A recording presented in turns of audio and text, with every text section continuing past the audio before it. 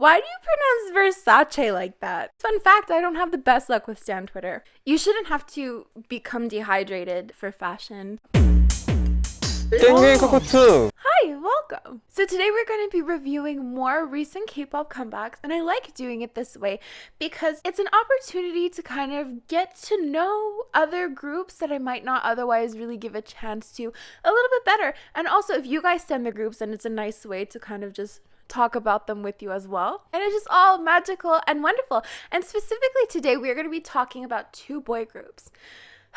Le gasp. I know, it's crazy. I tend to get in trouble for my very controversial views on boy groups. Except for ATs. I never get in trouble with ATs because I maintain that I'm everyone's favorite alleged ATney. But that's a story for another day. Allegedly. So please keep in mind that just because I don't vibe with this specific song doesn't mean that the song is actually terrible. You know, it's all up to personal interpretation, to personal taste. I don't think I tend to really shit talk into groups, but there's always like some people who get offended or think that I'm being overly negative. So let's get into it. Actually, subscribe. We're almost at 100K. No big deal. The first song we're going to talk about is Rocket Punch's Bouncy. For some reason, Rocket Punch and Cherry Bullet, I mix them up sometimes. And I don't know why. I feel like it's their names, but their names aren't really inherently all that similar. But anyways, I digress. The song itself, I like the song. If we can just forget about, you know, the heart like a bouncy ball chant at the beginning. If that didn't exist, I would be super on board with this song. But like a lot of things in K-pop, like Sister's butt dance and Touch My Body, at first I was appalled by it. I was like, I don't get it. Because I thought it looked dumb. And then someone explained to me, like, it's supposed to be carefree and fun. And the minute they said that, I was like, oh, I get it now. And I changed my tune completely. I was really young at the time, don't at me. But I do think this song is just very energetic and very interesting. And my favorite part is probably the pre-chorus. It felt very curious to me. Thank you to everyone who gave me synonyms for whimsical, by the way. Curious is the only one I remember. Also, let me know if you guys feel the same way about this comeback, but it is definitely giving me both Kara and 4-minute vibes. As for the music video, it reminds me of 21's Gotta Be You because of the cereal boxes.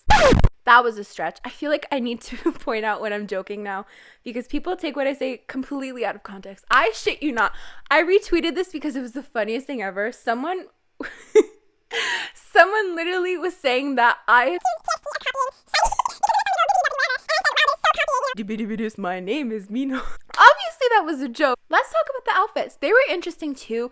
There's a lot of brand name stuff going on and we all know how I feel about brand names. It ties into the tape. Like I hate tape because it looks dumb, but I also hate what the tape represents because the tape represents elitism. Why do you pronounce Versace like that? I also thought we could take a minute to talk about my personal vendetta against Burberry because I happen to think it's unethical to charge that much for plaid. But you know what? We are going to give praise where praise is deserved, and they did bring blue velvet into this. And no denim!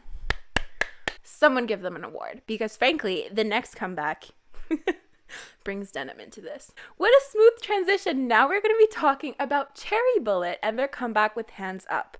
I'm going to talk about my expectations because my expectations were a little bit odd for this comeback because I saw Cherry Bullet's light stick, which made me want to fall in love with Cherry Bullet so I could buy that light stick. Obviously, I'm not going to force myself to like Cherry Bullet. If I like them, I like them. But I was like, I hope I do because that shit's cool. Here's the list of all the light sticks I would like. I would like a BAP light stick. I would like a 21 light stick. I would like a Blackpink light stick. And I would like an ATEEZ light stick, allegedly. Even though it's $80 because I'm not going to see them in concert. So I didn't know what to expect from Cherry Bullet. I was half expecting a cute concept, even though half of their name is cute. The cherry part is super cute, but then you have Bullet. So like, you know, it could go either way. The song itself is actually super catchy. So I guess overall, they do kind of do their name justice. There was a lot of cute elements. There was also a little bit of edge as well. And lastly, I definitely appreciate the soft vocals of this song. And they are, of course, mixed with more powerful type verses at times. And I think that despite that, it's just really cohesive. And the song just feels really different at the same time. Like, I don't know. It doesn't... You know, a lot of people are complaining about this techno type song, kind of like of the Kill This Love or Dun Dun type of songs. They're complaining about too many of that in K-pop. I like that, so I don't know. But this song feels different. Like, I feel like if I was that type of person, I would definitely appreciate this song a lot. Now for the outfits. So we definitely see the trend I predicted, this black and red type of outfits. And this scene honestly gives me Mamamoo hip vibes. And I don't know why, but we keep seeing these types of styles alongside completely denim outfits. And like, I thought we left that shit back in 2019, not gonna lie. But that would not be the first time I was wrong. Now we're gonna talk about iKON's dive. Let's talk a little bit about my expectations. Not that I really had the most expectations for iKON. I know they're under YG Entertainment, but I've never really heard any of their songs. The only thing I know about them is one of their members was rudely kicked out. I mean, you know, this is why it's really dangerous to stan YG groups in general, because YG is just there plotting on ways in which they can break your heart. All that to say, I don't have any idea what their concept usually is, what their sound usually is, what kind of group they usually are. So I kind of went in blind with this one. As for the song, I will admit I vibed a little bit with the song. It's not something that I personally would have, downloaded to listen to on a regular basis or anything like that. But I did, have certain feelings towards the song. It did, evoke this sense of reminiscing. It was a little bit sad, a little bit somber. And I kind of appreciated that because I'm a sad bitch. As for the music video, it definitely gave me BAP Power vibes just in terms of the color. And again, overall, the music video definitely fit the song perfectly. The tones, the colors, everything just felt a little bit sad. Admittedly, I didn't get a chance to really fully look at the dance, but for what I could see from the music video, I loved, the opening choreography. I love when groups step on each other.